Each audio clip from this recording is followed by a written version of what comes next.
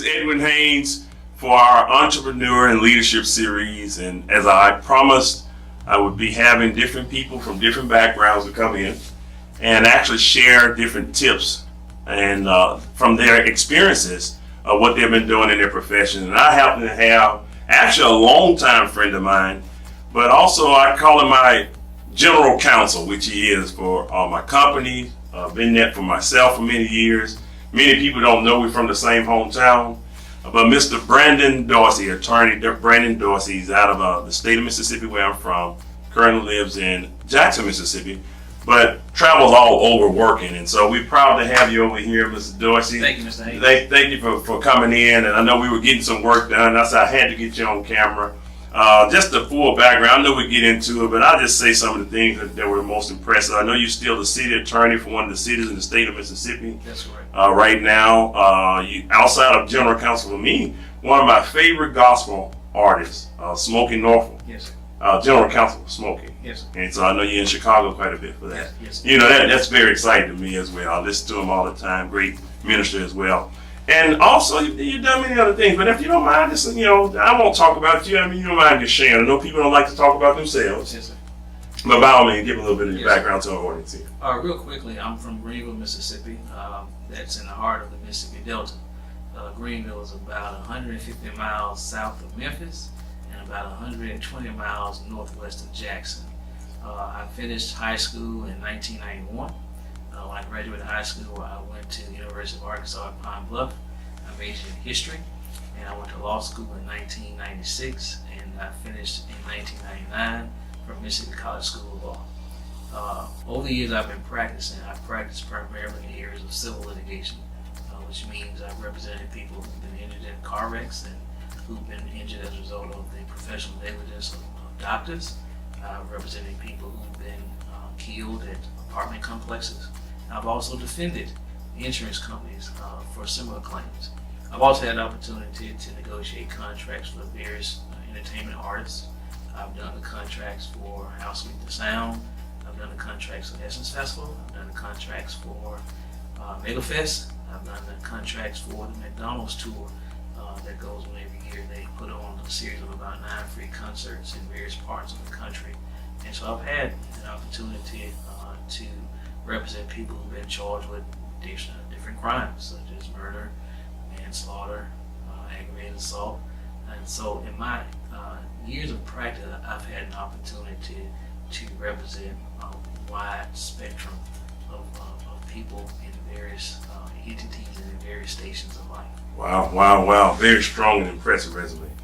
And I'll tell you, I know you started off with a smaller firm. Yes, sir. And went to maybe a larger firm as well. Yes, sir. And of course now you have your own practice. Yes, sir. If you mind just sharing a little bit of that. I mean, how was it? Because see, one of the things that we do, we have in terms of the leadership series and entrepreneurs, people are looking to start their own businesses. Yes, sir. And going from working for someone to now where you are now, how was that? Any obstacles that you had starting your own business? Well, let me start the first question first. The first question, when I attended law school, I attended in Jackson, and one day I went to the barbershop and I saw a gentleman who looked familiar, but I just didn't stare at him. But I noticed he kept looking at me, and so after he got his haircut and I got my haircut, we walked to the car and he asked me, he said, "Where are you from?" I said, "I'm from Greenville," and he indicated to me that he had practiced in Greenville during his first years of practice with a prominent attorney. And I recall that when I was in high school, the 100 Black Men of the Delta had a mentoring organization. Mm-hmm. And this was one of the gentlemen that mentored me. And he asked me why I was in Jackson. I told him I was in law school, and he told me to come and see him. So at the end of the semester, I came to see him. We sat down and talked, and he gave me a research project. And he told me that he didn't know if he'd have anything consistent for me, but to just give him that project, and he'll be in touch with me. Or I dropped my project off, let's say at 3 o'clock, at 5 o'clock, I got a call and said, "Hey, I need you to work on Monday." Mm-hmm. And so I began working with him in law school, and he had a small criminal defense practice. So I worked with him after I graduated law school, and so I graduated law school in May. My wife got pregnant in September, and I need to make a little bit more money. And so another gentleman who attended my church, he had a small plaintiff's practice. at that time in Mississippi, mass tort litigation was very, very prominent, and he needed some assistance with some mass tort litigation. And so he could pay me a little bit more money. I need the money. And so you're following the money. Right. So I began to work with him. And when I worked with him, he did mostly civil work, which is car wrecks, that type of thing. And I really enjoyed discovery litigation. And so from there, I worked with him for about 3 years. And during the course of that job experience, I prosecuted or I sued a renal care facility where the gentleman was he's wheelchair bound. Mm-hmm. He went to his dialysis treatment and they rolled him on a wheelchair, but they didn't lock his wheels. He rolled back. Wow. And he ended up dying. So he sued the renal care facility. Well, the defense firm that was representing the renal care facility, a friend of mine from law school worked at that firm, and his managing partner was the defense lawyer on the case. And so after the case was over, he said, "Hey, I want you to come talk to me one day. Let's go have lunch." And needless to say, we had lunch and he offered me a job. Wow. And so I began working with that firm. At that time, that firm had about 35 lawyers and did mostly insurance defense work, and I worked for them about 3 years. So that takes us to about 2004. In 2003, there was a big push in Mississippi to enact tort reform, which means they put caps on what people can recover. Okay. And so at that time, I knew I wanted to go out on my own, but I wasn't certain if I was ready. But I knew that if I didn't go out then, I probably would not go out. So I took a leap of faith at that point to go out on my own. I talked with my employees and I explained to them, what it was I wanted to do, because I wanted to make sure that I left this situation in a good place. That is very important there. And Yeah. and when I talked to my employees, they were very understanding, and they told their words to me was, "I can't knock a man for wanting to better himself." Wow. And they told me that if I ever needed to come back, I could. And to this day, those gentlemen and I, we still practice together. Wow. I've worked against them, I work with them. But if I have a question, I can get them on the phone right now and say, "Hey, I got a question about this," and they can walk me through it. So it was a very, very good experience. I learned a lot. I was exposed to a lot. And it was a worthwhile experience. Wow. So it's very important as you're going through life not to burn bridges, as we say. Correct. To keep it simple. Correct. And you walked away with integrity. Yes, sir. And you can always go back. Yes, sir. I think everybody needs to do that. That's how life should be anyway. Yes, sir. Some of the obstacles, just quick things on me. What did you experience? Because I know they had already had an established firm, and then you go into something brand new. How did you go about getting clients and getting started there? Because I know did the clients just start walking into the door, knocking on it, and coming in? It goes back to having relationships with people. When I was in law school, one of my professors, he wore a suit every day, and he told us that in our profession, relationships are important. And so I always value relationships. Even when I was growing up in Greenville, my parents just love people, and they love helping people, whether they receive anything out of it or not. They just love people. And so that was kind of ingrained in me to just love people. If you love people, it's not hard for you to develop relationships. Not to get anything out of it, but just to develop relationships. And so when I got to the place where I wanted to go out on my own, I had developed relationships with other lawyers, other judges. And once I told them what my plan was, my first day out in practice, I got a call about someone who had been run over by an 18-wheeler. And that was a very lucrative recovery for me. But the way I developed and built my client base was through reputation and through relationships and through referrals. And that's still how I conduct my business today. I don't advertise. My business is 100% referral, both other lawyers, judges, former clients. That's been the base of my business. Wow. It's very similar. As I've had people to come in already to do interviews, they all say we had to network, we had to extend our hand out there, we did good work, we catered to our clientele, our customers, and it worked. And one of the biggest things I want our people to understand is, if you want to grow something big, you have to get out there. You just can't sit and wait. And so go build a name for yourself. It's very important to build a name and to establish a good name as well. Because some people build a name and you run away from it. But you want to have it where people can actually go for it. And just some of the other questions that I wanted to ask you too, in terms of what should an entrepreneur when should they look for a legal counsel? As I'm starting a new business, I'm looking to get it started, or I'm in business, when do you bring an attorney in for business, from your experience? My experience would be to bring in an attorney when you start developing the concept of you want to go into business. Attorneys, we are a unique breed in that we are taught to know how to critically think.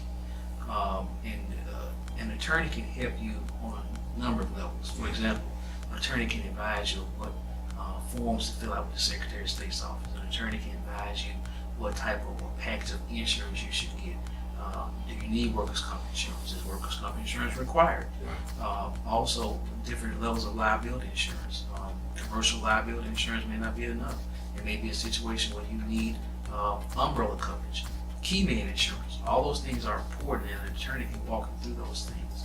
Also, an attorney can help you in terms of managing risks. That's very important. So many times when people call me, they've dug a hole so far where the attorney now has to expend so much time and resources, whereas if you have made that minimum investment on the front end, you could have saved yourself a lot of time and a lot of money. Oh, wow, very strong. And I'm glad I have you, because you saved me so many times. But then, Mr. Dorsey, one other thing too, they have these new online type of services, and some of it could be useful. I've done some things there. What would you say to a person looking at it and don't have a lot of money, maybe don't have the big budget? What do you suggest, and what should a person look for if they're using that as they're going to work with someone like I'm able to do with you? Sometimes going to an attorney can be intimidating to someone, and I think in many instances people already develop feelings and thoughts about what it costs to talk to a lawyer, because you see so many things on television, you hear so many things. Oh, it takes $500 an hour to talk to a lawyer. And in some respects, that's true. But in some respects, it's not true. And I would dare to say in most respects, it's not true. Nothing replaces the ability to go and sit down and talk to a lawyer. You put your hands on, looking straight across the face, and see what it is that they have to share with you. The online tools are okay in its place, but it does not substitute for having the ability to sit down and talk to a lawyer. I always tell people, when you're sick, you go to the doctor. If you got a legal issue, talk to a lawyer about it. And in many instances, you'll find that it's not a very expensive venture, because when you come talk to a lawyer, you will develop a relationship with that lawyer. And that lawyer can, in turn, get a referral from you. You don't really know. But my suggestion would be to try to find a lawyer that you can talk to, and if that lawyer is really sound and confident in his abilities, if he is not well versed in the area, he'll tell you, hey, John Doe, I don't know anything about that, but my friend Johnny does. Let me give you his number. And I think that still goes to building relationships, and it goes towards that networking piece. Wow.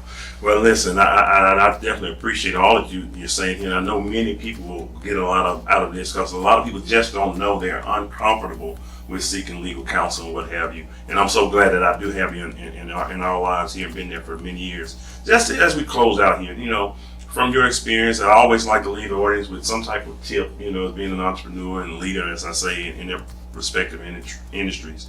What tip would you leave our people, from your perspective and experience of a business owner and from the legal profession? My tip is to follow your dream. Never feel like you have achieved. Always feel like you're striving and reaching for something. In every case that I have, I seek to find something new that I may have missed before. And I never settle for mediocrity. I always want to strive and do better. I've accomplished a lot in the number of years that I've practiced, but there's so much more I can do, and I always want to try to better myself.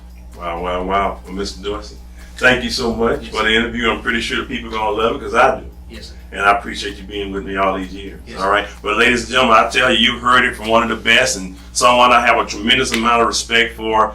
And I'm very proud of this series. And I'm going to tell you right now, stay tuned in. You don't want to miss any of these series, because I know it will help and bless you and your family. And as we always say, we'll see you on the other side of success. Bye for now.